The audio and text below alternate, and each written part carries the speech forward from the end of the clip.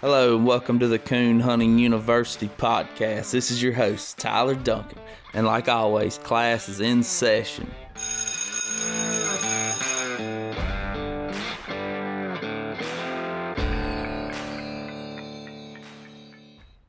Coon Hunting University is presented by Extreme Dog Fuel. Feed it for life. Find out more at extremedogfuel.com. And Superior Hunting Lights. Superior, step up to the max. Use the 5% discount code CHU podcast at checkout on nighthunters.com. So, a couple things to talk about before we get started today. Of course, we released our prizes for the Mississippi State PKC Youth Hunt coming March 5th. Man, two brothers whitetails. I want to give them a shout out for stepping up and really, really helping us out this year. Mr. Brandon Bollinger over there. And also Ricky Bayham from Between the Tines Outdoor Podcast. Ricky's actually a taxidermist too. Tiki Toshka taxidermist in LaRondra, Louisiana. Man, two brothers whitetails donated a Sitka deer hunt of a lifetime for the kids. And Mr. Ricky's going to mount that deer for free, and it's just right down the road so the kids can, harvest the animal and then bring it straight to Ricky. And Ricky's going to mount it for them. And also, they're in the drawing for a brand new Tika T3 with a brand new scope on it. Man, the gun is sweet. It is nice. And that's to any youth that shows up and enters the night hunt will be entered to those drawings. It's going to be a full day of fun starting at 9. We're going to have a Shine Time episode after this one where it's just me, Chance, and Mr. Eddie sitting here talking. And we're going to go over that in depth about the state hunt, but please put that on your schedules. It's March 5th, and it's full day of fun. I mean, just the final four of the night hunt get dog boxes. Every cast winner gets $100. It's crazy the amount of prizes that have been stepped up this year, and that's because of people supporting the youth hunt. And the one way that you can do that is to buy a raffle ticket for a brand new Superior Hellcat Max. Get with me. It's on the Facebook page. You can message me. PayPal me the money. I'll fill out the tickets for you, anything, whatever. If you're interested in that, just hit me up. And you can also find the flyer and the information. I mean, sure, it's plastered all over Facebook, but I do have it on the Facebook, the Coon Hunting University Facebook page. So today we have Mr. Shane and Micah Ayers. They own Kentucky River Batman, Kentucky River Superman, who won the UKC Triple Crown a couple years ago. And just this line of dogs is black and tans, but they are insane reproducers. Batman's number one. I think 3 of his puppies are on the top 10 list right now. So it's a crazy, the reproductive capabilities of these dogs. It really is. You'll hear Mike and them talk about it and how it got started. And it's an interesting interview, and I really, really enjoyed it. And I hope y'all do too. So I'm going to quit yapping. Without further ado, Mr. Shane and Micah Ayers, y'all sit back and enjoy. So I got Shane and Micah Ayers here, and I'm the hoarse as can be, and I'm sorry about that. Like I told them, I was screaming at them slick tree and walkers, got my voice hoarse, but trying to get it better. Y'all might hear me munching on a cough drop every now and then. So Shane and Micah, if y'all could, please each of y'all tell us a little bit about yourselves. Well, I'm 41 years old. We've lived here in Kentucky all of our life. We both worked for Kentucky Farm Bureau. I guess you could say we've coon hunted off and on. Probably I have ever since I was, 11 or 12 years old, probably, maybe a little bit younger. But we grew up right here in these hills and mountains and hunted and been here all of our life. Yeah, that's awesome. Micah, you want to tell us a little bit about yourself? Yeah, I'm just turned 34. I've hunted ever since I've been, 9 or 10 years old. I've not always hunted black and tans my whole life. But since I've been serious about it, I guess I've hunted black and tan from then. Like he said, we work at Kentucky Farm Bureau. We're insurance agents. We have a pretty flexible schedule to hunt off of. I mean, we've been blessed. Yeah, for sure. I got a bunch of buddies that's insurance agents. They work for Farm Bureau of Mississippi, so that's who my insurance is through, actually. So, who got y'all started into coon hunting, man? Our papa. I mean, he's the one that he molded us into it. He started with Shane first, and then I caught the tail end of the end of Papa's career at coon hunting. But it was just his stories, his charisma about it. I mean, He just he's a special person. Along with, like Rick Vickers, it's helped us, when we were starting. I mean, he always come pick us up. I mean, there's just so many people.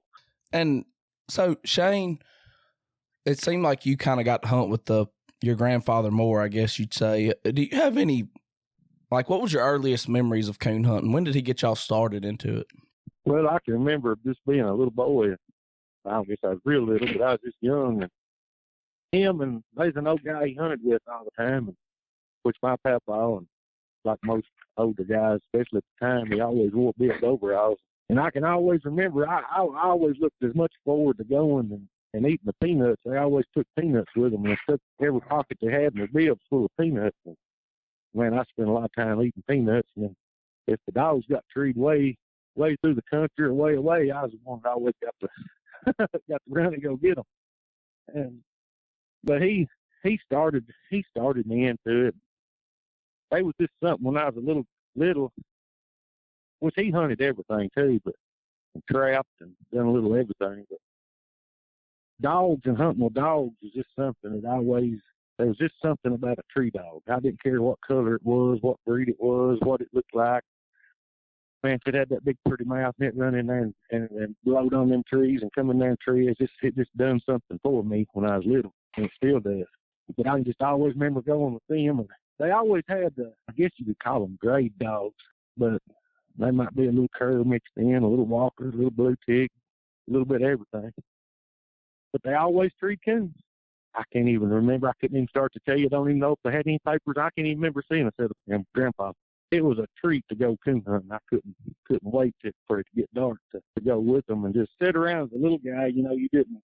I wish I could go back in time, I guess you could say, because just listening to the stories and listening to them talk and just, it was a different day and a different time and a whole different frame of mind at that point in time. And, competition coon hunting wasn't even a thought on the radar at the time. That didn't come to later, but it was just a special time that every young boy, especially growing up in the country, growing up in the mountains, it's a treat and a blessing to get to grow up with people like that, to be able to enjoy outdoors, coon hunting, squirrel hunting, everything that we did and I got to do as a little kid. It's a dying thing anymore. But I'll forever be grateful for the beginning and the starting that I got to enjoy as a kid. Yeah, for sure, man. That's awesome to hear about. I love to hear people talk about, who got them started in coon hunting and everything and how you kind of got to here. Now, I know that y'all live in Kentucky, right? Yeah. Yeah. Were y'all hit by the tornadoes? No, they was a couple hours to the west of us. Okay. Well, that was bad, man. It really was. It's unbelievable. It really is. To look at the pictures and some of the things, it's tragic. It is. It really, really is. So, how did y'all come about the Kentucky River line of dogs? The Kentucky River line of dogs for sure didn't start with me or Mike. No, Tony Grubb and Aaron Gray, which most people know him as Flop, and they had these dogs way before me and Micah either one ever thought about a black and tan. I mean, Tony had a dog called Chigger, which is Batman's mama, and Old Whiskey Girl, and some of those dogs was just, at the time, you don't really realize at the time what you got and what's going on until it's too late, I guess you could say. But now Tony and Flop put they wore out a whole lot of boots and trained a whole lot of dogs before me or Micah or Batman was even a thought on the radar. Yep. Because I was hunting pups and getting pups from Tony, and the furthest thing from my mind, I was just hunting some pups for him, and just to be a hunting, and just to have me something to hunt. And I didn't know at the time. I got several from Chigger and get them started and sell them. You sell a $1,200-$1,500 pup at the time. You thought you was doing something. But man, to have a chance to do that again, to have some of the dogs. If we could have, where we live, it ain't eat up with coon population by no means. And sometimes I just wonder, if we could have lived in a place, which I wouldn't take nothing for where we grew up and what we got here. But boy, if we could have the coon population that some of these places got, I mean, I just wonder how many more dogs we could have really made if we'd have had that opportunity. But now the Kentucky River line that was something that got started way before me or Micah. I never even thought about it. I even thought about a black and tan, And now, it's kind of a off-the-wall question, but have either of y'all ever won a cast with something that wasn't a black and tan? Yeah. Mm-hmm. Yep. Yeah. Okay. Yeah. Okay. So y'all weren't always diehard black and tan. No. And 100% honest, I mean, they probably, especially me, probably more than Micah, I don't care what color they are. Yeah. I'm saying right now. Yeah. We like black and tans. I like black and tan. There's just something about a black and tan. I don't know. I always liked them when I was a kid. But I hunted a long time before I ever owned a black and tan. I mean, when I can remember years ago, I had an old Walker dog that I got him as a puppy. But a friend of my grandpa's that got him shipped into this country, he was a pup that was out of I forget which dog it was directly out of Lipper, and a Merchant's Tree Blaster female. And I can still, right now to this day, I've never had a dog that had a mouth like that dog did. And no. It's just unbelievable what a mouse and what a tree dog this thing was. But and I guess that's one thing that probably talk about breeding dogs and stuff. That the mouse is one thing. I don't know. It's hard to get all the time. I don't care what color they are. We'll hunt anything if it's good. We ain't colorblind or nothing. So what? Obviously now y'all have had Batman and we'll talk about Batman's reproductive accomplishments here later, which are outstanding, it's just crazy. But where does y'all's Kentucky River start? I know we talked about, and what is the foundation of y'all's Kentucky River? I guess you'd have to say a loaded question. Time in if he wants, but as far as like me, and if you combine me and Micah as one, our Kentucky River Foundation would have to start with Batman. But me and even Micah later, I mean, we've always been hooked up with Tony. Basically for us, it would, in my mind, Batman's still not Jigger. Jigger to me, in my mind, is where it started and where it begun. I don't know. I guess my mind ain't never transitioned from that yet. But yes, to me, that's where it started. For me, Shane, don't you think so too? Yeah, it's when I think back on it, like right now, like I said, Batman would have to be the start for me and Micah, but it's so much deeper than Batman. There was so much breeding and so much dog work done by Tony and Flop, and a dog that probably most people don't know about or never heard of. But you got Chigger. Tony had Chigger, but Flop had a little dog called Whiskey Girl. Was out of Chigger. In my mind, it didn't get no better than them two females. They was just so good at the time, and in that day and time. We struggled. If we had a dog that could compete with either one of them two, we was ready to go to town. But there was just so much more to it before Batman. And I guess Batman to me, Batman, probably what people don't really realize a lot of times is Batman combined in the black and tan breed so many at the time, especially some of the top reproducing type dogs, some of the dogs that everybody wanted something out of. Batman had a way to, he combined it, those. If you look at his pedigree, on the top side, of course, Newt, he speaks for himself. But Newt was out of Southern Gauge, which was a full brother to set him up ace. Right? So you take in the set him up ace on the top of Newt, the bottom side of Newt was Shinkerbred. You take those two lines from the top, and on the bottom, you had Chigger, which was out of Tig, which is hobo house breed, on the top of her. And on the bottom side of her, she was out of a two-time Albert female. You're combining so many of the top dogs of the past. Everybody's breeding what a lot of people was wanting from the time. Batman just, he combined those. Wouldn't you think, Micah? Oh, yeah. And even like Hobo Hoss, what he produced with Candace Jr. and Hag and all them dogs, and then you get to the, two-time Albert speaks for itself, along with anything Shinker's bred. I mean, Bill Shinker's had some of the best breeding, especially in the western part of the country, that they've ever been.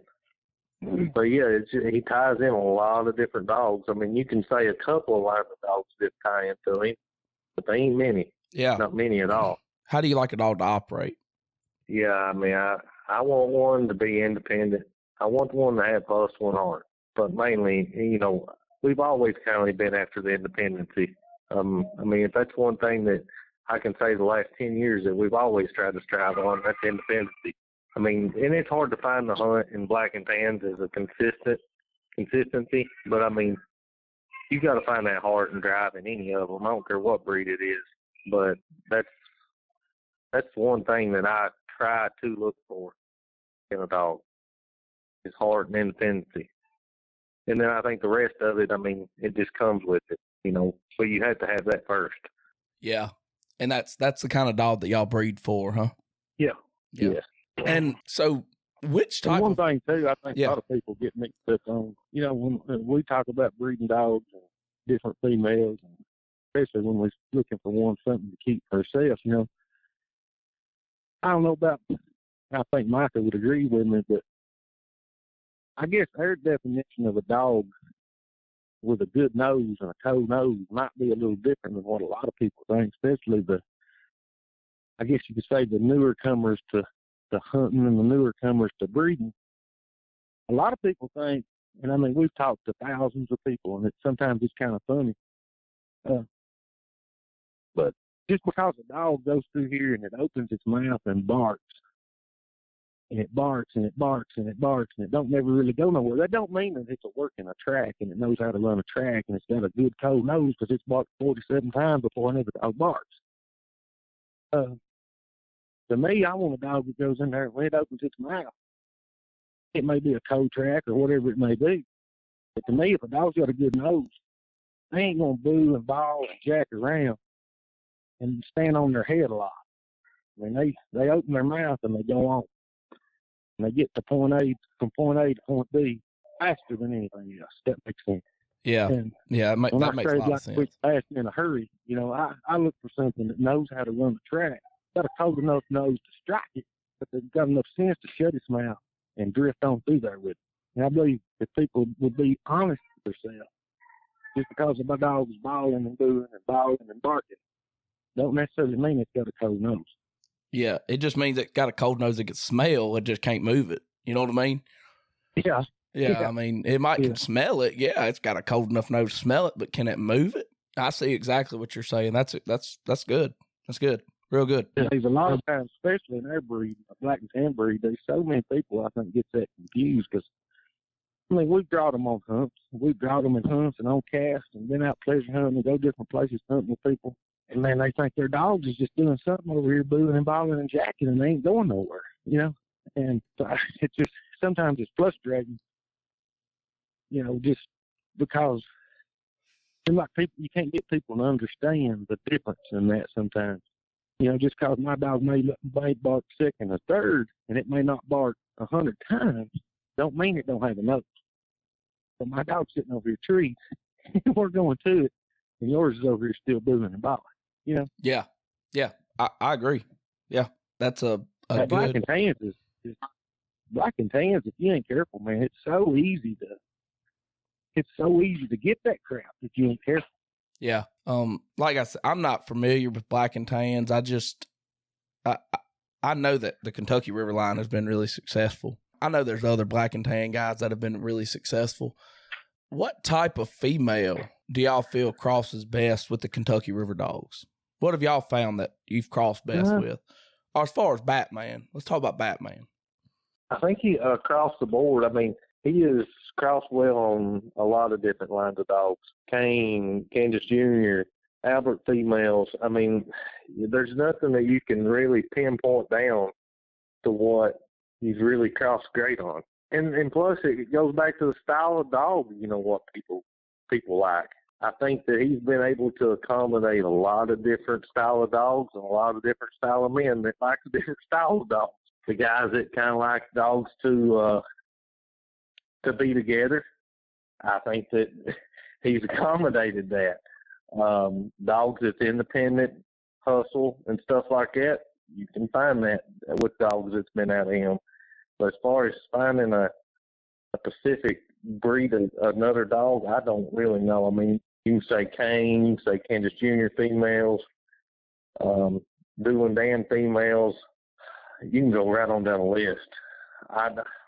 As far as picking one certain one, I don't know which one. You know, like a lot of my stuff and Shane's stuff has been out of Cane females. I know of other guys that a lot of their stuff has been out of Kansas Junior females. You know, I think it's just kind of like what you're used to type deal and what you're looking for. Well, let me ask you this. I'm asking you this as I don't know the answer to it, but you might. Mm-hmm. So, you know, to me, it seems like the Batman produces dogs with a lot of sense. You know, do you try to put a lot of brains in them dogs? That's Labrador. Yeah. When he. Yeah, you see some of these Batman. You see some of these Batman pups got the big fuzzy tail, a little bit hairy. That's where we mixed a little lab years ago. Yeah, get you a little brains in there, huh? Yeah. But you know, and you talk about them accommodating everyone. Well, and I've talked to this about other people. You know, people that have two dogs out of the same cross, out of the same litter. One of them will operate completely different for this big time competition hunter than it does for this pleasure hunter. And I wonder if that's because of the person that's got them. And if you take a coon dog with sense, can you make that dog what you want it to be? Well, I think you kind of touched right there. You know what I mean? You know, the one thing I think that we was really, really blessed with early on is, I mean, you had me and Micah and Flop and Tony. They was four of us. It was going to be hunting 5 or 6 nights a week, every week. I mean, we wore out trucks after trucks after trucks hunting and pushing these dogs. But it was so much bigger than us. I mean, we was really lucky with getting people that actually hunted. You know, the trick to any, I don't care what breed it is, what color it is, or if it's a squirrel dog or a coon dog. The people that get these pups, if they don't hunt them, then they're all going to be coons and duds. You know, it don't matter. It don't matter what they're out of if they don't get a chance. And they was so many people, especially early on, that was hunting these dogs. Because, I mean, I can remember a time, I mean, there was pups here out of the first or second cross. It was 5, 6 months old. We actually hunted these dogs by themselves, not on feeder buckets. We hunted them. We could go anywhere we wanted to go and tree coons.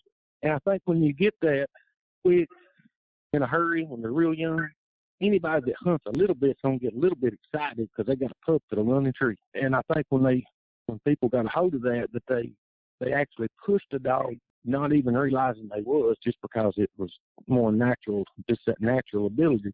And I think a lot of that natural ability that Batman throwed into these pups, you can't take anything away from the females at all. But Batman had a line of females behind him on the top and bottom, you know, that really stacked up. And anytime we kept a pup for herself, I mean, we looked at the females that the female was out of, and as many good females as you could stack on a set of papers, the better. You can't say it always turned out that way. The first female we ever bred was a dog that was a house dog its whole life. I don't think he was ever hunted till it was 4 or 5 years old. And a guy by the name of Tony Barnes had her, bought her. He bought her. He ended up with her. A young boy ended up having the dog, and we bred her. And that's how we got it. It was Moonlight Kate. She's on the reproducers list. I think she's in the historical list. I think, and I don't know that they ever bred her anything but Batman. But, I mean, she was a house dog for majority of her life. But she had dogs on her pedigree. They may have been all PR dogs, but she just crossed well with Batman for whatever reason. You know, they was coon dogs, and they just wasn't competition hunted dogs. But from her, you got dogs like Hobie and Poison Ivy. There's a whole laundry list of them pups. It's all. One of the dogs that's on the reproducers list that's out of her, that Bella female, you know, she come out of that cross that Tony Barnes and them got. There's a bunch of them. Yeah, see, y'all kind of touched on it. I'm not sure. I know y'all listen to the podcast, right? Some of them, huh? Yeah. Yeah. Did y'all listen to Wimp Aaron's episode? Y'all know who Wimp Aaron is? No, I didn't. The man I didn't listen to it. Anyway, it just released yesterday, but he started the Schooner River line of dogs. I don't know if you've ever heard of them. And he's up to his 16th generation of queen females. And he said, he's been breeding dogs for 50 years, and y'all touched on it. He said that the female has more impact generation after generation than the male does. He has seen it, and I mean, the dude's been doing it he's on 16th generation. You know what I mean? Yeah. He knows. Yeah. And y'all touched on that. Y'all feel like the female had more impact generation after generation, right? Mm-hmm. Yeah. I agree with that. I don't know why that is, but Tony always said that, what was it, Shane?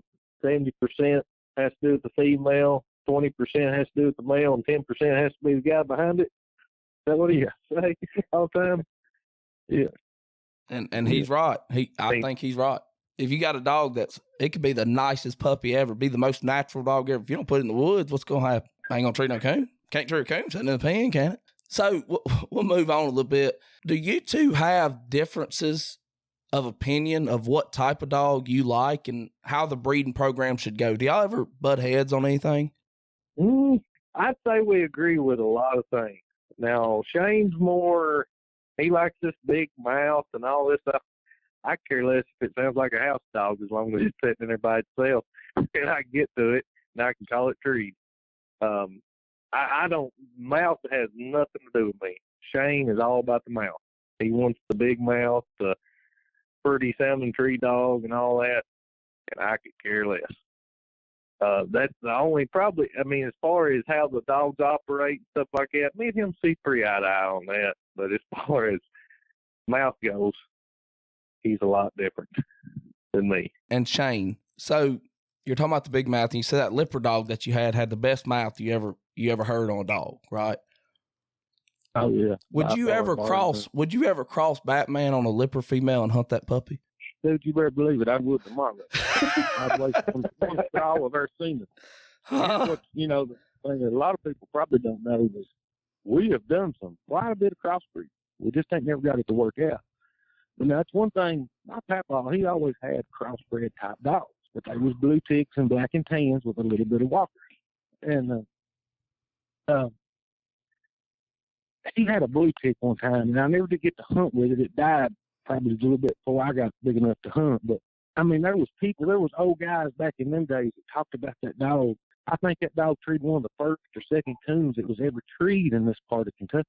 People drove. He kept it in a smokehouse, and people drove and rode horses for miles and come to look at that coon because they'd never seen one. But now his thought on that was, it probably don't vary much if any chicken fighters is out there and knows anything about breeding chickens.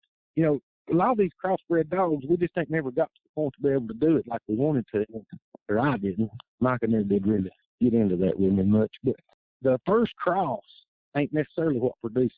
And we got some puppies that was from Willie, the Walker dog that won the world hunt, and we crossed him on a Batman female, different things like that. But that first cross ain't necessarily where the good ones would come from, according to him years ago.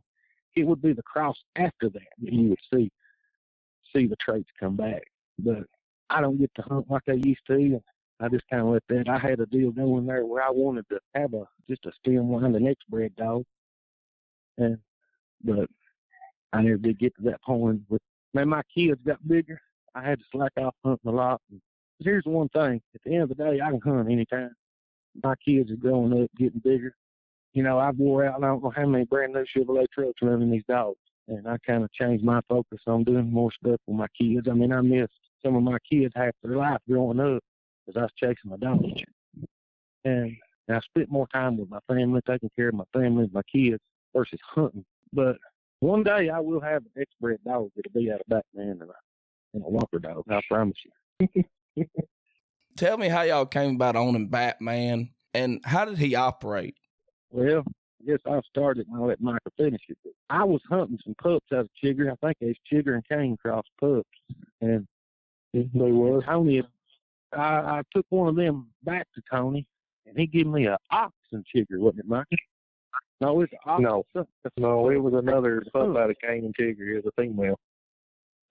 But I brought another up here to hunt, and he said, if you want another pup, he said, wait till Chigger has these puppies. They had a newt. which at the time, it didn't mean nothing to me. If you want one to keep, you need to get one. He said, you got to promise you keep it. Well, man, Tony had given me puppies and stuff like that, and he ended up charging me $500 for this pup. Almost made me mad. But I done told him I wanted one and would take it, but it aggravated me so bad that I wouldn't even go down there and pick it out. I told him, I said, just whatever's left, I'll come down there and get the last one that's left. That ended up being, he was the last little runny pup.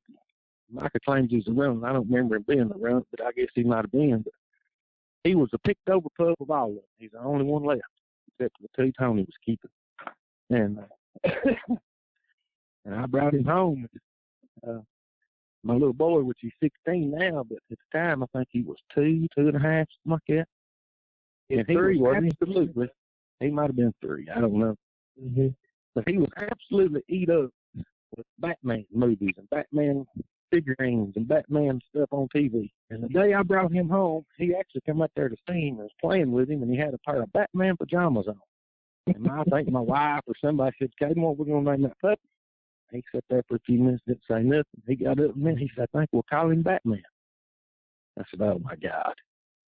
And, I mean, it burned me up, boy. I mean, I hated that. But everybody got to. I actually loved it. And he was fighting us tooth and nail. Oh, I wouldn't have it. I mean, I wouldn't even put it on his papers or anything. And but it went on. It got to be such a joke, everybody poking at me that, you know, the name Batman just kind of stuck. That's how he came to be Batman as a little 3-year-old boy. Dead set against it, but now him and Mike and everybody else around here, that boy, they wouldn't let it die. Well, and Mike is paying for that now, and he can tell you what his black tan puppy's name. His little boy named his black tan puppy the other day.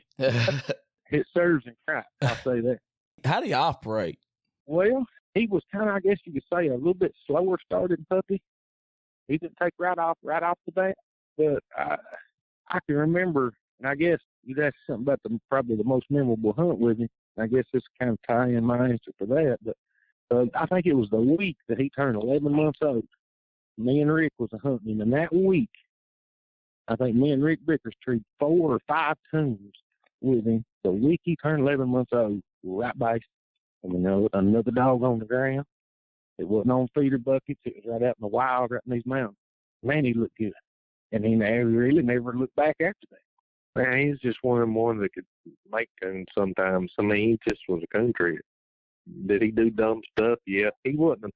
And even when we laid him up, I don't even think he was even what you would say a finished hound would be. I mean, he was. We finished him the grand night at 2, and I mean, yeah, it makes me mad sometimes because of what we did do to him. Me knowing what I know now, but I mean that dog never did reach his full potential, in my opinion. But he was a very nice young dog. He could move a track. He could be. I mean, he was by himself. Probably, what would you say, Shane? 90% of the time, 85% of the time. I mean, he had such a big mouth that he drawed a lot of dogs toward him. And at that time, a lot of dogs didn't get by themselves all the time, but now he would. But now he had such a big mouth that he drawed a lot of dogs towards him. That's one thing. That big ball, swallowing mouth. And I mean, when he come on a tree, there was times that I can remember being on hunts, and a judge looked at me and like, if we got trouble with that tree, I'm like, no, that's Batman all by himself. I mean, he was just a vicious sounding tree dog. And I mean, you think they was 2 dogs almost about to fight, and you get to that tree, and you'd still be hearing it, and it would just be back. But he just had a big old overpowering type mouth, and especially on the ground. I mean, he was loud. Yeah, sometimes in the summer months, he'd choke down on a tree a little bit once he got in there and got trees a little bit, but he never would. I don't remember him ever chewing, but now he would choke down. He would slobber. Man, he'd be a slobber. He'd sound like he'd choke down a little bit on a tree when it's real hot, but he wouldn't quit. So why didn't y'all keep pushing him? I mean, if you look back on it now, I mean, people give us a really hard time back in the day over that, but I mean, I know it all worked out now, but at the time, I was what? Well, here's my question. 22, 23, Shane was 25, 26, so he was 28 maybe. I mean, we was young at all this. We didn't know nothing about it. I mean, we was just youngsters just trying to. I mean, we got a dog that they're breeding to a little bit. We didn't know what crap we was doing. We was just enjoying the time that we had. We was just having fun, and we, in our minds, we always thought it'd be cool. Which anybody that hunts and probably competition hunts a lot. And I mean, it's kind of one of them, I guess, a fantasy in your mind to think, boy, it'd be so cool to have a stud dog, you know? Yeah. Well, let me tell you, you can have all of them you want. Well, so y'all were young when you started breeding Batman. Did y'all catch, did y'all feel a lot of hate? Oh, yeah, you don't even know, man. But here's the thing, and my question even back then, I'd tell a lot of people, because that's probably one of the number one questions that I would always get asked. Why don't y'all hunt Batman? Why don't you got Batman out here? Why don't you take Batman here? Why don't you hunt Batman? Well, dude, I'm hunting a 6-month-old pup out of Batman. Yeah. You know, I'm an automotive, 8-9-month-old pup. I can win a cast with him. Why waste Batman? He's at home breeding females. Yeah, making you money. Yeah. I mean, why? In my mind, and Micah's too, I'm sure, he answered this too, but why waste your time hunting him when I can be out here hunting pups out of him and winning these casts and winning hunts and doing all this with pups out of him? Heck, man, I'd rather beat you with an 8-month-old pup than beat you with a 2-year-old dog, you know? Yeah. And I thought, and you would think that people would want to see the pups out of him winning. If I'm going to breed the dog, big deal what he'll do. I want to see what his pups is going to do, you know? And that was kind of my frame of mind at the time. Why wouldn't you want to see a pup out of him go? Yeah, I agree. Hey, y'all. Tyler here from Coon Dogs University.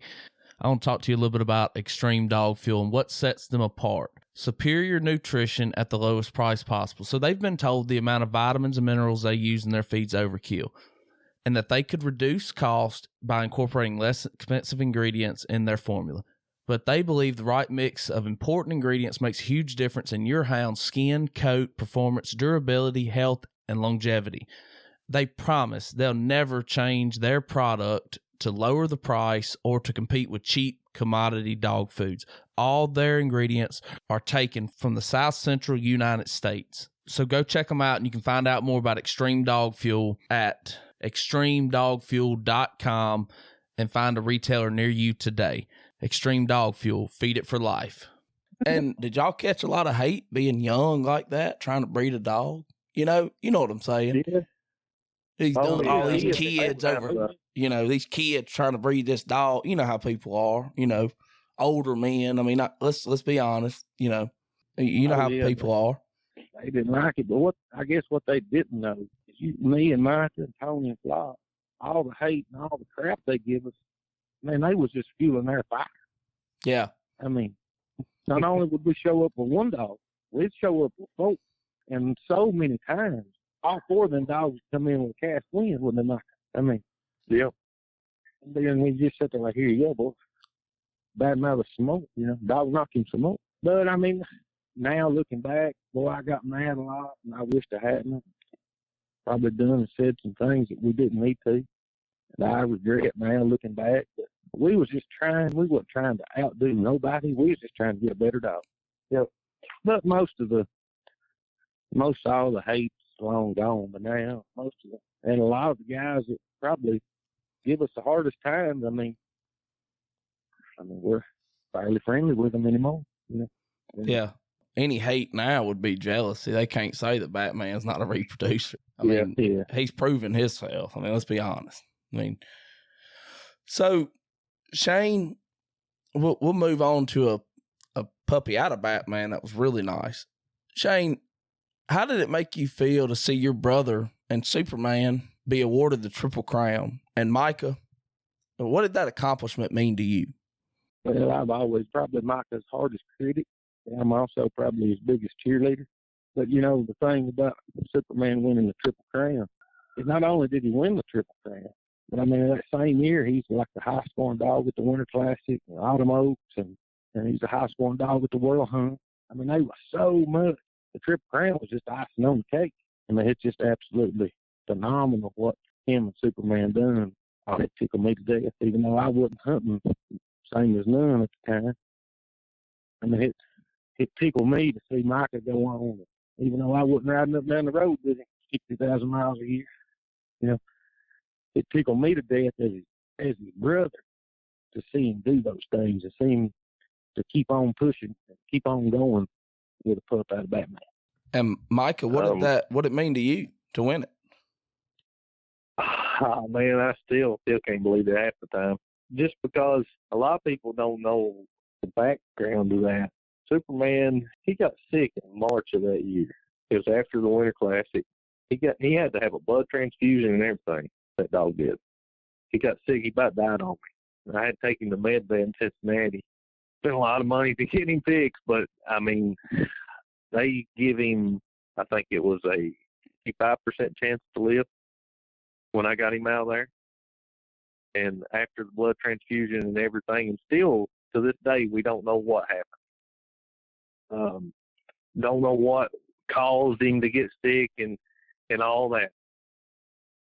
But before I went to Autumn Oaks and hunted him, he had only been released to hunt for like 3 weeks prior to that.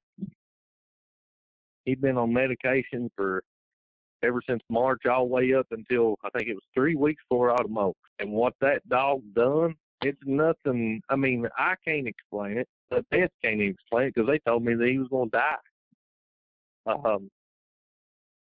Nothing more than just the Lord showing me that I have no control over anything. And that's the part that you have to kind of like pinch yourself sometimes. Because none of us, I mean, as hard as we work and as hard as we go at it sometimes, there's nothing that any of us can do with these dogs that we're not blessed by the Lord. And I hate to get on my soapbox and preach a little bit here, but I mean, it is what it is. And just like that, I mean, not only did that dog win the Triple Crown, and I'm thankful for that, but at the lowest point of that year, when I thought that son of a gun was going to die on me, not only did he turn right around and win the Triple Crown, he won it. He won high scoring dog of his breed at every one of them events, and just it's mind boggling. And it meant the world to me. I mean, and then the same year, that's when JR, me and him started hunting about 2 years prior to that, or 3 years before that, when Shane and Tony and Flop, you know, they kindly had, I mean, they're still hunting, but I was going with JR a lot at the time, and then my buddy ends up winning the World Hunt the same year. It just kindly, one of them deals that, you know, that God was in control on that, because there wasn't nothing that else that we could do about that. That is awesome. I didn't know anything about that. I'm sure a lot of people don't, but it's going to be cool to hear. Really is. What was wrong with him? Well, they told me that it was either an autoimmune system disease attack, which was, it just could have been anything, or, he had Ehrlichia as a 3-year-old. And I'd let it get real bad before I even started treating him, before I even took him to the vet. His Ehrlichia got real bad when he was a 3-year-old. And this would have been when he was 5, I guess, 4 or 5-year-old. They think that it might, the Ehrlichia come back on him again. And when it come back on him again, it just took him over. It just took it, because what it was doing was his red blood cells was eating his platelets, and it was causing him to, there wasn't no blood clot. So, I mean, he was just passing blood everywhere. He was just losing blood. That's bad. Yeah, I mean, I went out that morning to go check on him. I mean, I didn't know that he was even sick. There he laid. I mean, blood everywhere. And I took him to 2 vets that day. They couldn't tell me nothing. I ended up going the next day to Williamstown. That's about 2 hours north of me, and they sent me straight on to Cincinnati with him. And even that, I mean, they said, we'll do a blood transfusion, and if it sticks, we still can't guarantee him life. And that one vet, he told me after he done it, he said, I'm giving him about 55% chance to live, but he said, I really and truly, he said, I can't tell you that this dog's going to live. He said, because I don't know what's causing it. And had y'all collected him yet? Because I know y'all been breeding him now, but was he collected up to that point, or would y'all have just lost that altogether? Oh, I'd have lost out. I had never collected him. I was done with the stud dog world, and still am. I mean, I'll breed him some and breed him if somebody calls and wants to breed to him now. But at that time, I did not want that dog to even look at a female. Yeah. I was over it. Did you collect him now for your personal use? Yeah. Yeah. Yeah. Yeah. I've got him collected now. Yeah, I bet so. Yeah. After that scare. Yeah. It was shortly after that, but yeah, I ended up getting him collected. Yeah. Do you feel that Superman is a better dog than Batman? I don't. They're different style dogs. I mean, Bat was a country. It's hard to. It's different, but I'd like to have him hunted. I don't know. Shane, what do you think? I mean, you've hunted both of them. It's hard for me to explain it. Well, they're two totally different dogs in a lot of ways. But now, Superman was hunted 150% in a different atmosphere and a different style than what Batman ever got hunted. You know, I guess you say, it would be interesting to have a dog like Batman or a dog like Stroker Ace was right now, knowing as the time has evolved, we could have hunted those dogs in a little bit different way and had such different dogs than what we had at the time, probably. But they was just different style. They're just a different kind of dog.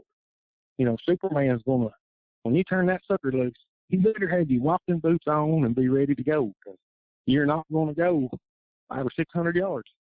I mean, you're going to go 6/10, 8/10. You're going to go a mile. Sometimes a mile might not stop. Coons ain't moving. I mean, he'll kill you. I mean, you can't even. At one time, I mean, when I was still hunting, if we was going hunting around here and Micah was taking Superman, I just stayed at home. I wouldn't even go. Heck with that crap. Because he would kill you. Yeah, he's not more of a straight line. He wasn't going to tree with the dog. It didn't matter if he was right off the tailgate or what. He wasn't going to tree with it. He's going to go his direction, his way. It didn't matter. And Batman's more of a dog. When you cut him loose, he's gone hunting. I mean, I don't know. Batman hunted as hard as any dog. But Batman will take the first track he come to, whether it's an old working feeder track or a real hot slam up type track. It didn't matter. He's going to tree whatever he come to. He's going to tree it right there, right there.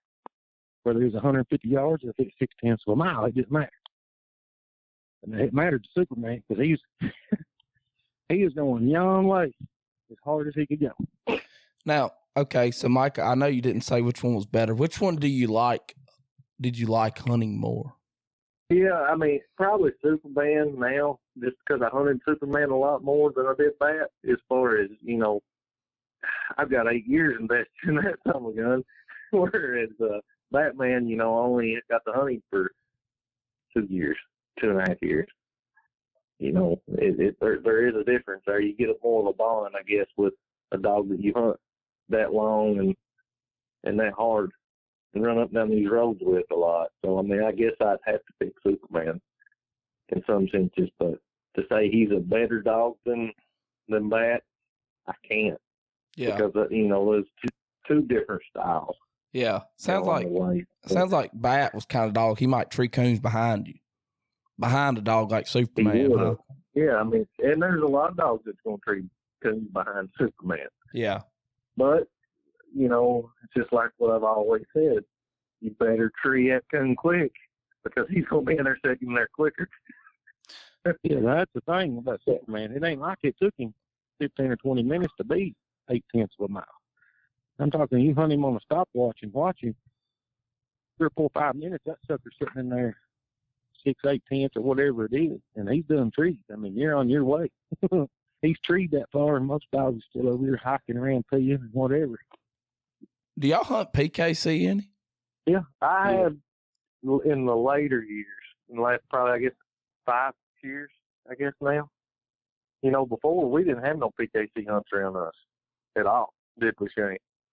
No, I mean, I guess the people that we hunted with too, they really wasn't nobody that hunted PKC. It wasn't really even for so long and so many years. I mean, PKC wasn't.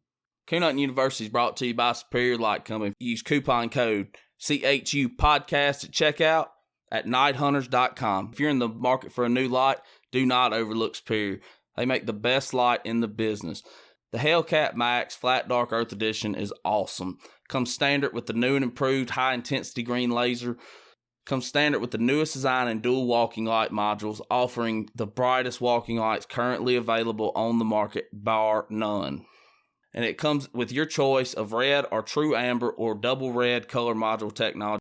The Hellcat Max new module design reduces weight without sacrificing burn time or brightness, resulting in an overall weight of just 20 to 24 ounces, depending on your cap selection. The Hellcat Max offers the newest battery technology, which allows for 5 hours of continuous main beam burn time on the highest setting and over 10 hours of highest auxiliary light settings. All controls can be found on one easy 9-position click switch, and all Superior lights come with a 2-year warranty, are made right here in the USA. So check out Superior Lights. Use coupon code CHU Podcast at checkout at nighthunters.com. Thank you to Mr. Jamie, Mr. Sam at Superior Lights for supporting Coon Hunting University Podcast and making this podcast possible. So I ask all the listeners, if you could, please go over there and support Superior Lights. Use the exclusive discount code that is only available to Coon Hunting University Podcast listeners, CHU Podcast. Superior, step up to the max. Now, back to the show. It wasn't even a thought on the radar. You know, I guess back at that time, looking back on it now, we missed a lot of opportunity, especially as much as we traveled around the roads. But, I mean, all the thing you've seen, I mean, we got all the magazines just like everybody else. I mean, all you seen was the UKC stuff and the reproducers list and, you know, all that kind of thing.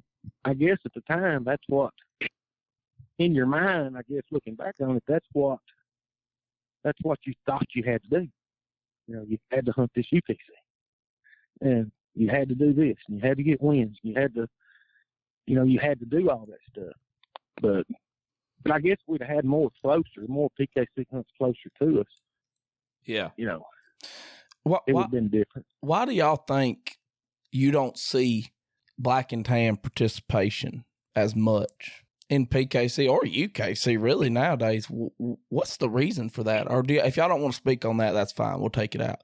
I'm just wondering, you know, I mean, it's a fair question. I mean, y'all hunt really good black and tans. Y'all go to all these hunts, but you don't see too many black and tans at a hunt, you know? I think. No, you don't. I mean, it's went downhill a lot in the last little while, but to say why, I don't have a clue. There's a lot of people that ask that same question. And you would I think don't that people that, I mean, you got a lot of big time hunters and a lot of big time dogs if you read the internet, but you never see nothing at a hunt. I don't know. Well, I mean, I've never understood that because, you know, there's so many people hunt black and tans, but you never see them going to town. You know, I don't know. And I mean, it's not because they discriminate. I mean, Mr. Jarvis Umfer started PKC. He was one of the biggest black and tan men in the country. Yeah. You know, I mean, the foundation's there. And Mr. Jarvis, bless his soul, he's passed on. But you know, he started PKC, and he was, as y'all know, one of the bigger black and tan men in the country. So I mean, it's not discrimination against black and tans for sure. You know? No, it's just lack of participation, man. I don't. You're talking to somebody that tries to go to a hunt as much as he can. I mean, I love it. I mean, if I didn't competition hunt, I don't know how much longer that I would even be coon hunt. Because I love competition hunting that much. I don't know why people don't go to them. I mean, yeah, some of these bigger entry fees hunts, you know, these new 6,500s and entry, level hunts. I mean, no, I can't afford all of them, or I can't afford none of them, really. My wife would divorce me, of course. But I would love to. Maybe that, but that can't scare off everybody because there's $30 hunts. There's $100 legacies. I mean, nowadays at the UKC hunt, just as much as the $30 hunt. Yeah. And you got the super stakes for regular people. They can go win big money, or the world hunt. I mean, it's only $100. You got to have $100 one. And then, I mean, there's somewhere for everybody, you know? I mean, yeah, you can't. There is something for everybody. I mean. But to answer that question, I have no earthly idea. Yeah. And some people in their mind, they feel more comfortable going to their local club hunt than to travel to Indiana or Ohio and stuff like that. But I don't know. Yeah. Yeah. I mean, I don't know either, but I wish I did see more, you know, non-walker participation. It'd be cool, you know? I mean, Well, yeah. I mean, as many as I can go to, I'll be there. If I can get there, if I'm ready, if my dog's ready, I'll try my best to be there. But as far as other people, I don't know. I have no clue. Yeah. Sure don't. So tell me how it makes you feel to look at the UKC Top Producers list and to see that Batman is the historical #1 producer. The current #1 producing male is out of Batman. 2 of the top 10 current females are also out of Batman, and the historical #1 female producing is Batman's Dam. How does that make y'all feel? And what does that say? What do y'all feel like that says about Tony? I think a lot of the credit has to go back to Tony on that. I mean, yeah, we own Batman, but if it hadn't been for Chigger, there would none of this be possible. No way. And so I think a lot of that has to go back to Tony. But man, I mean, I can remember, and this is no joke, I can remember me and Tony and probably Micah, we sitting at a hunt one time, and we was talking, somebody came through there and they had a dog that was on the reproducers list or something, and we had just started dibble-dabbling and trying to stud Batman out, and we bred a female or two, and I don't think they'd even had pups yet. And we had a conversation there of thinking how long it was so unrealistic to think that we could get 100 pups out of Batman just to give him an opportunity to be on the reproducers list.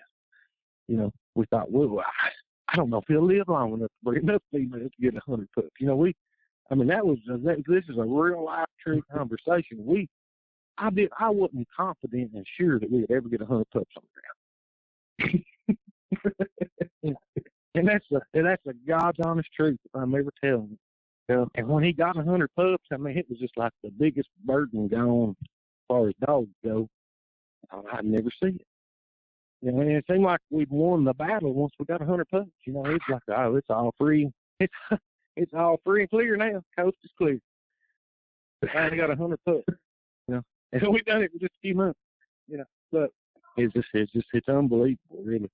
It's a blessing. It's a blessing. And, you know, if you could be blessed in the dog world, well, I think we was blessed with Batman and his offspring and his ancestors behind him. And, you know, I think me and Micah is just reaping the rewards of people like Tony and all the guys behind the dogs like Southern Gage and Newt and the Shinker line and Hobo Hoss and, you know, the 2-time Albert stuff. I mean, we're just reaping the rewards of a lot of work of the old guys behind us and what they done to one day reproduce a dog like Batman that did reproduce, and he reproduced on about anything you bred him to.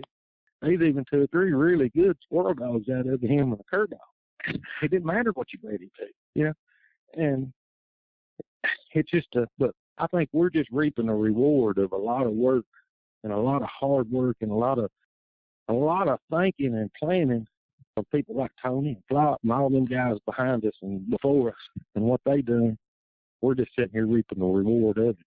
Yeah, I mean, we might be the spokesman on this podcast or something like that, but I mean, this has all been a team effort and a family effort. I mean, just like Tony and Flop, I mean, they're just like brothers to me, just like Shane is. And I'm sure Shane feels the same way about them. But I mean, this is just not what Batman's done or what we've done. You know, what we've done. It's a family deal. It's been a group effort on all this. Yeah, and I love to hear y'all giving credit to other people. And I wish we could have them on here, and I'm glad that y'all do give them credit and aren't just sitting here saying, "Oh, it's all us. It was all us." Because, I mean, everybody knows it's a team. It's your whole family and everybody that supports y'all, and all the people on Facebook. You have your own group that's got, 1,200 members now? I mean, that's pretty impressive in itself. I mean, you was talking about the UKC for, stuff that he's got. I think he's got like 47, it's over 47,000 in PKC earnings, pup earnings. Well, now. And I'm actually looking for that right now. I'm looking on my laptop right now as we're talking. I'm trying to find it, where he's at on the black and tan list for PKC, but I can't find it. His earnings, they're right at 47, a little bit above 47,000. And so what about some puppies off of Superman? How are they looking? He ain't got many pups that's old enough. Well, with his first litter, actually the dog that won the Performance Dog of the Year this year. Well, it ain't confirmed, but he is in the lead right now. I'd say he's won it, but is the Kentucky River Black Mom. Me and Tyson Lawson, a buddy of mine, owns him now. And Tyson's done a wonderful job with him this year. And he ended up winning the performance race for the black and tan part. I think he come in second overall. But, I mean, he's done real good. He's already a grand knight. I think they're just 2-year-old. And I've been hearing good reports on a lot of his other pups that without that litter and then some litters below that. But he ain't got many pups on the ground. I don't know how many exactly, but probably about 4 or 5 litters. And then there's just 2 more that was just born.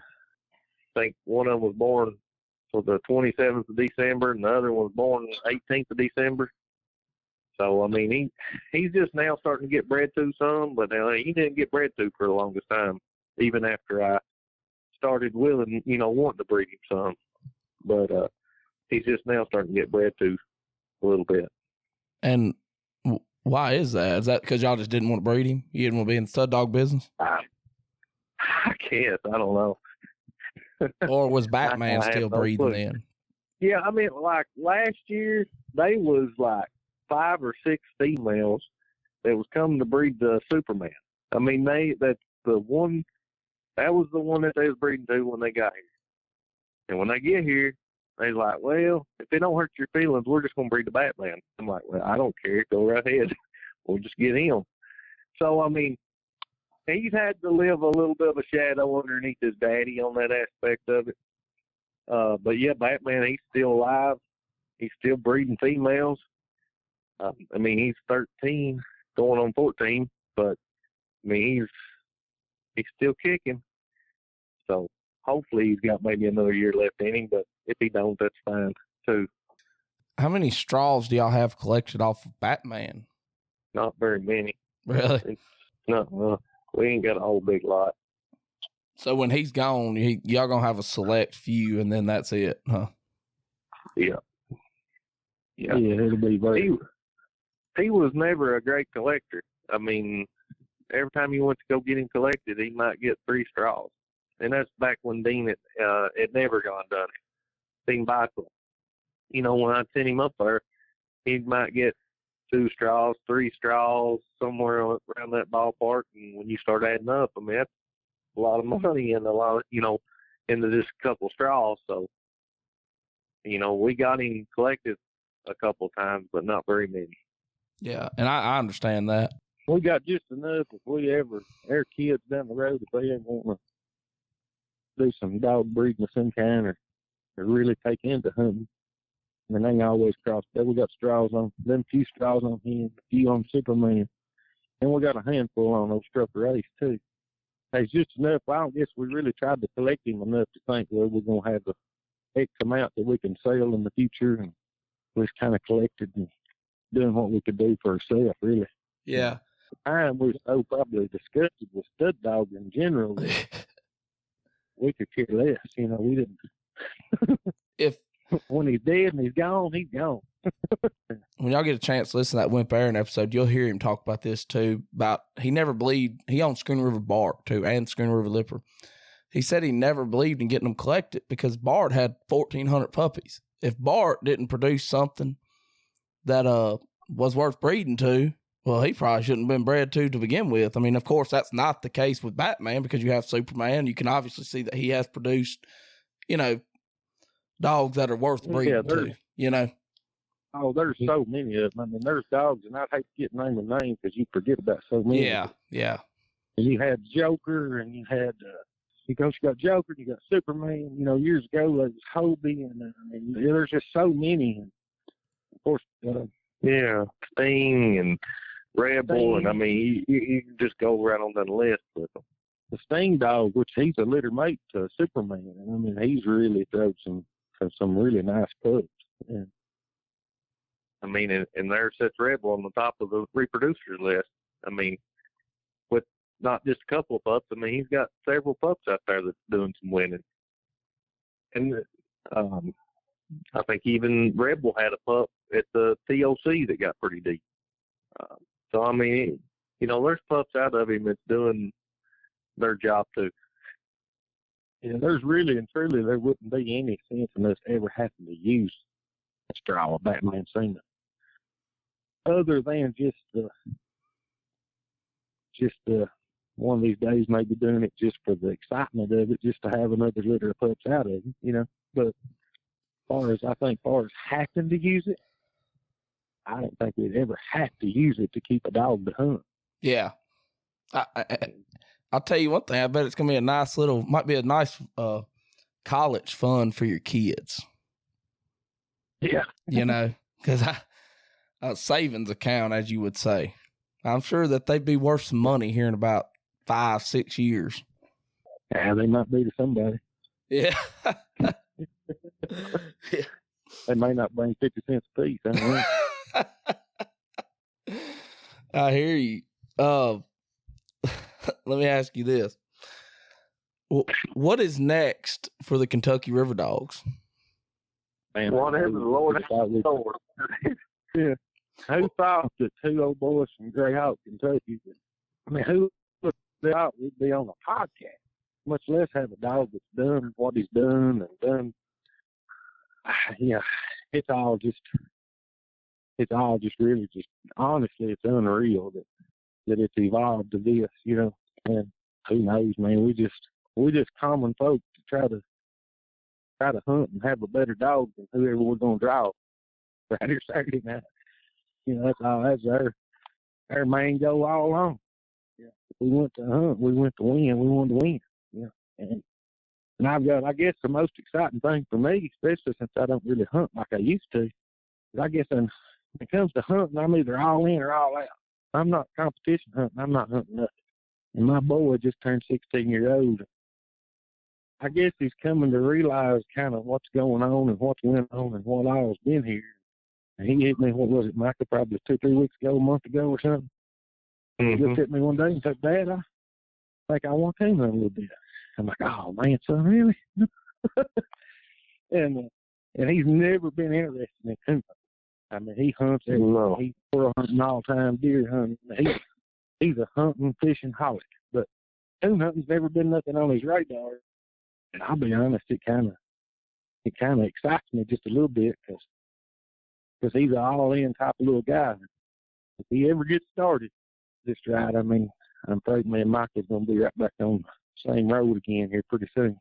But I guess that's probably the most exciting thing for me. And that is great. It's always great to hear kids want to get involved in it. It really, really is. It's awesome. So we might see some Kentucky River Dogs winning some youth hunts here coming up, huh?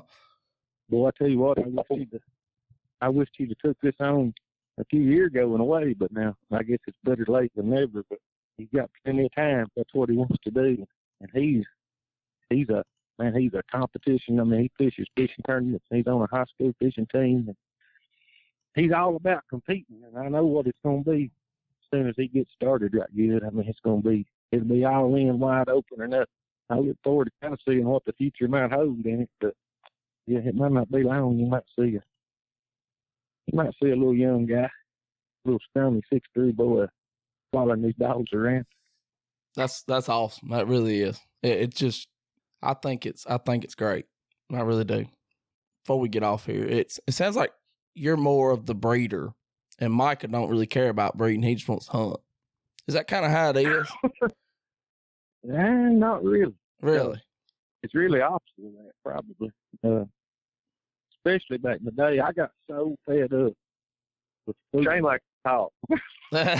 Yeah, I can, whatever, I can carry on conversation, talk, get up down the road. Now, I like to hunt. I'm all about the hunting and competition hunting. And I got so fed up with breeding these dogs and fooling with this crap. I mean, there's one time I bred it's like 20-some or 30 females in about a 6 or 7 week time span. And I looked at Mike and I said, look, the stud dog business is all yours. I am done. I'm over it. And all I wanted to do was hunt, and I run up down the road pushing strokers. And I mean, I was all about the hunting, the competition hunting, and Mike could have the breeding. Heck with it. You deal with these people. You deal with it. And, and we've met so many good people and made so many good friends, But there's always one or two here and there, man, just absolutely pushed me to my limit. And I had a whole lot shorter fuse than what Micah's got. And like, here you go, man, it's all you. And so it's kind of, I guess you could say, opposite of that, really. Yeah. Okay. So who is the better handler? Better handler? Yeah. Probably Shane. Yeah. I'm more apt to say, heck with it, that dog don't deserve it, and I'm just getting out of there. Yeah. If I go, you're gonna have to beat me. You got to beat me, and I don't quit. Okay. If I've got an inkling of a chance, I'll be right there to the end. But okay. If you see me bail out of a cast, it's because I absolutely don't have a chance, or my dog absolutely needs an attitude adjustment. Yeah, I'm more apt to withdraw and give the attitude adjustment. Yeah. Right in the middle of it. Yeah. I figured I'd throw that in there. I thought that'd be a funny question to ask y'all. I didn't know.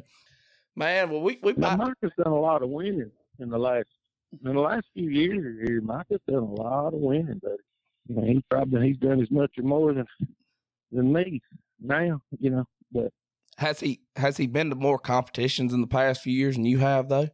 Oh, Lord, last 2 or 3 or 4 years, yeah, 150% more than me. But yeah. Micah, do you prefer to hunt? Do you prefer PKC over UKC, or you just like them both about the same? I like them both, and especially now with the new rule set. I be honest with you, they're both just as good. And plus, it's kind of getting more.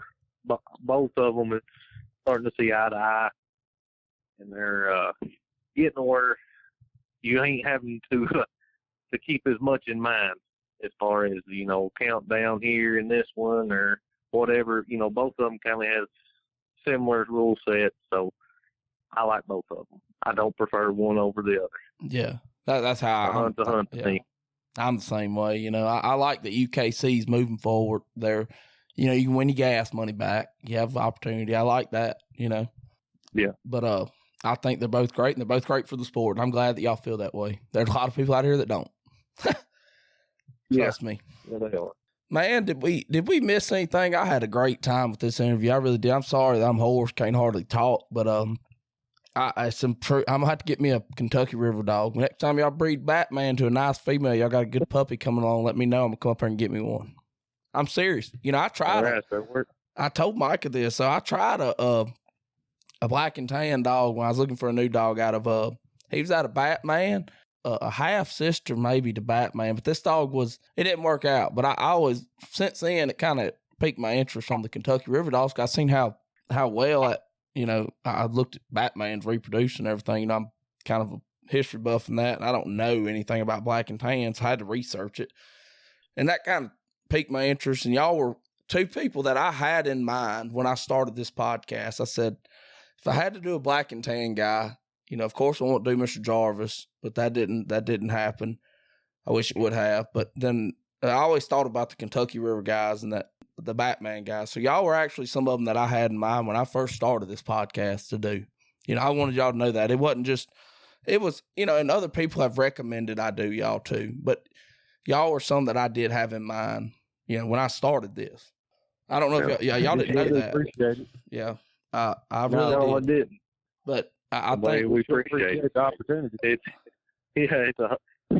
It's actually a humbling experience, I just tell you, and we appreciate you and everything you do. well, it's humbling to me. What I've listened to so far has been top notch.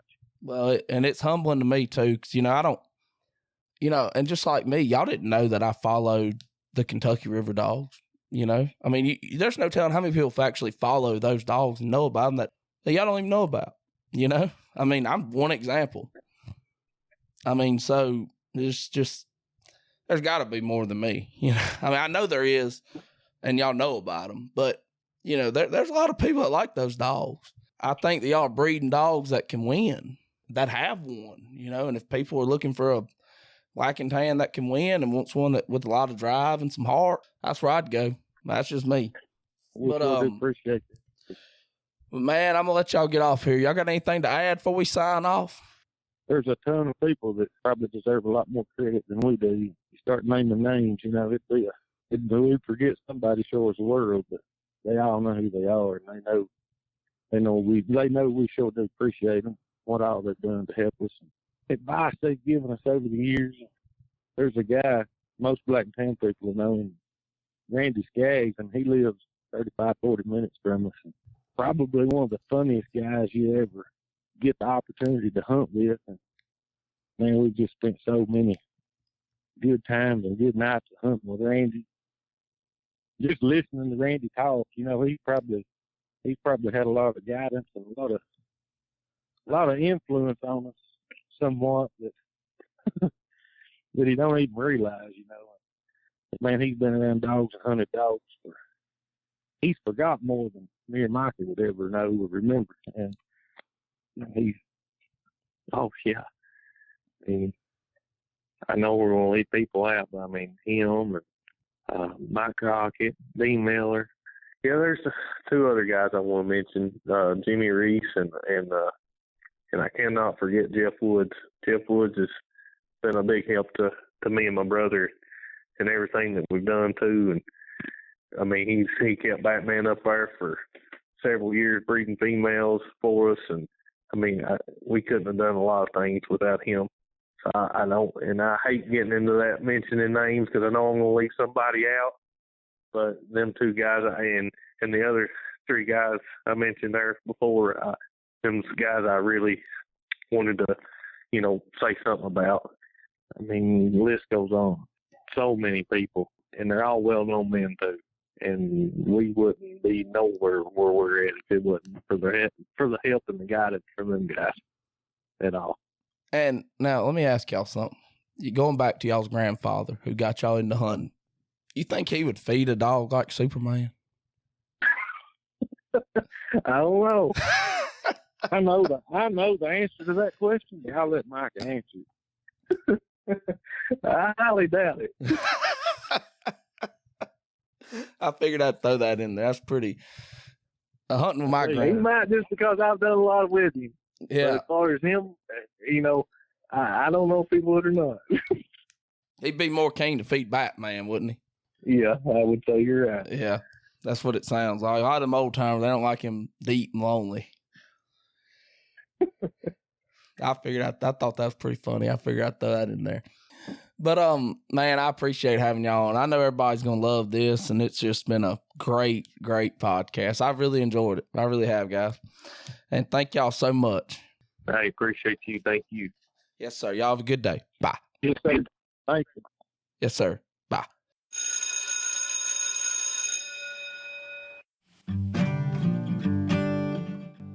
I really hope y'all enjoyed that interview as much as I did.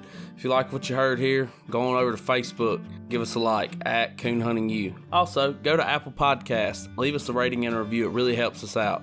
And remember, if you need a new hunting light, do not overlook Superior.